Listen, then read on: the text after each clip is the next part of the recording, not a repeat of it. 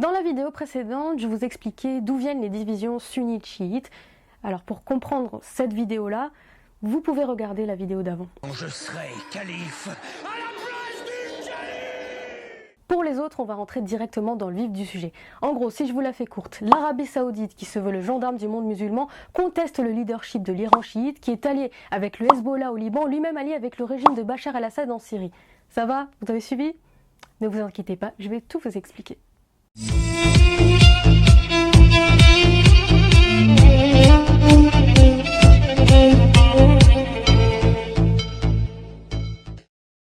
Tous les problèmes ont une cause dans la région, il n'y a pas de fumée sans feu, on est d'accord.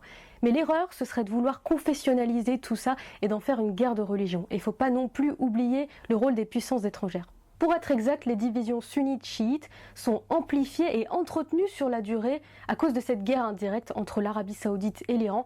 Et ça a commencé depuis 1979 avec la révolution islamique en Iran.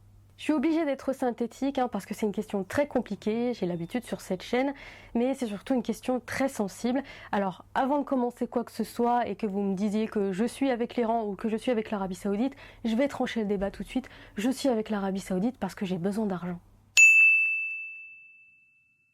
Donc dans cette vidéo, on va voir quelques événements qui sont le résultat de ces tensions entre l'Arabie Saoudite et l'Iran.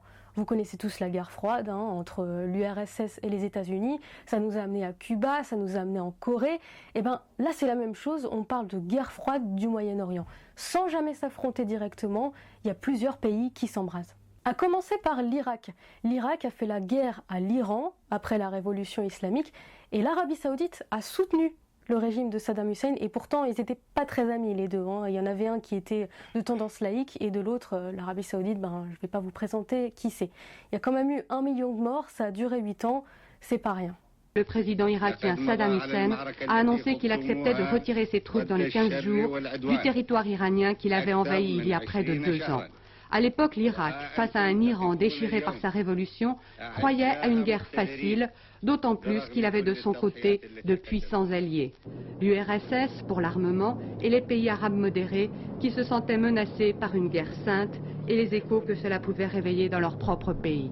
Même chose pour la Syrie, je ne vous la présente plus, vous connaissez tous. Le problème c'est qu'on a tendance à simplifier ça comme une guerre entre l'opposition sunnite et le régime syrien de Bachar el-Assad qui est alawite, donc chiite. Toujours est-il que Bachar el-Assad est soutenu par l'Iran et le Hezbollah au Liban, le Hezbollah il est chiite, et l'opposition est soutenue par l'Arabie Saoudite. I believe Bashar al-Assad is weak, and I believe Bashar al-Assad is finished, and I believe Bashar al-Assad has no future in Syria. Bashar al-Assad butchered, massacred and killed his people, men, women and children, and his military couldn't save him. So he prevailed upon the Iranians to come and support him, who sent their Quds forces and their revolutionary guards, and they in turn couldn't save him. So Iran and Bashar al-Assad mobilized Hezbollah, Shia militias from Iraq, Pakistan, Afghanistan, and they in turn couldn't save him. And now we have Russia going into Syria in support of Bashar al-Assad, and they will not be able to save him. Au Yémen, les Houthis, qui sont chiites, ont renversé le président sunnite et ça a poussé l'Arabie Saoudite à intervenir directement dans le pays parce qu'elle accuse l'Iran de soutenir ces rebelles. Et maintenant, elle mène elle-même une coalition. الصحف السعودية المحلية وغالبية الصحف العربية تعلق كلها على حملة عاصفة الحزم على صفحاتها الأولى. صحيفة الرياض السعودية مثلا تعود على تفاصيل الكلمة التي ألقاها الملك سلمان يوم أمس أمام مجلس الوزراء السعودي في الرياض، ومن أهم ما أكد عليه العاهل السعودي دعوته الأطراف السياسية اليمنية الراغبة في الحفاظ على أمن اليمن إلى الاجتماع. لكن لما لا تثور الشعوب العربية ضد أنظمة تتحمل مسؤولية تدمير ساحات دول عربية وسفك دماء عشرات الآلاف من أبنائها؟ السؤال تطرحه صحيفة كيهان الإيرانية الناطقة بالعربية في افتتاحيتها اليوم، وتصف الصحيفة الأنظمة الحاكمة في كل من السعودية وتركيا وقطر بأدوات الشر، وبأنها دول ترعى الإرهاب وتدعم العصابات الإرهابية. وتستغرب الصحيفة وقوف الشعوب العربية متفرجة بصمت على أخطر مؤامرة تتعرض لها عبر تاريخها الطويل، تكتب كيهان الإيرانية. وفي صحيفة الحياة أيضا مقال مشابه يصف حسن نصر الله بمحامي الشيطان الذي لم يقدم شيئا في خطابه إلا المزايدة بالقضية الفلسطينية وادعاء عدم تدخل إيران في اليمن، ويدعو الكاتب نصر الله إلى الكف عن الكذب والمخادعة. Le Liban ne fait pas exception, vous avez dû le suivre récemment.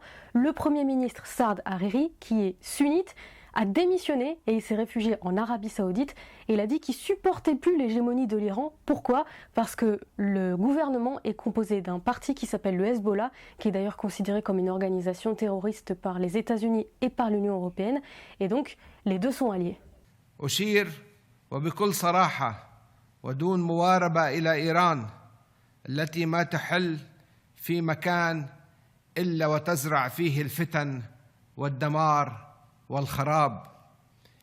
يشهد على ذلك تدخلاتها في الشؤون الداخلية للبلدان العربية في لبنان وسوريا والعراق والبحرين واليمن.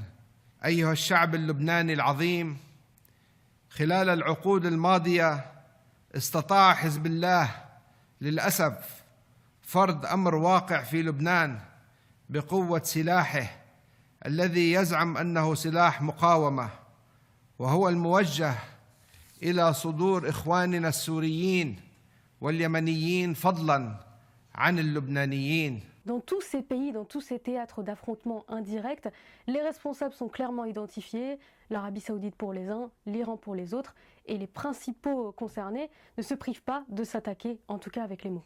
كيف اتفاهم مع واحد أو نظام لديه قناعة مرسخة بأنه نظامه قائم على أيديولوجية متطرفة منصوص عليها في دستوره ومنصوص عليها في وصية الخميني بأنه يجب أن يسيطروا على مسلمين العالم الإسلامي ونشر المذهب الجعفري الاثنى عشري الخاص فيهم في جميع أنحاء العالم الإسلامي حتى يظهر مهدي.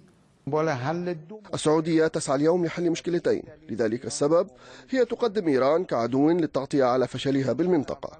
أولا، هي لم تنجح في قطر والعراق وسوريا وأخيرا في لبنان. أما السبب الثاني فهو المشاكل الداخلية. السعودية تصارع قضايا داخلية جدية كالانقسام والفوضى، ولذلك هم يريدون تقديم دولة إيران على أنها عدو لهم. Voilà, donc vous avez vu les tensions entre les deux pays, l'Arabie Saoudite et l'Iran, et à cause de ces tensions entre ces deux pays, les conflits qu'il pouvait y avoir en Syrie, au Liban ou en Irak ont viré en guerre civile et ont pris une tournure confessionnelle. Les tensions religieuses se sont superposées aux tensions politiques. Voilà, c'est la fin de cette vidéo. Dans la prochaine, qui sera aussi la dernière, on verra comment toutes ces tensions, tout ce dont je vous ai parlé dans cette vidéo, a déteint sur la population et comment maintenant il y a une fracture humaine qui s'est formée. À très bientôt.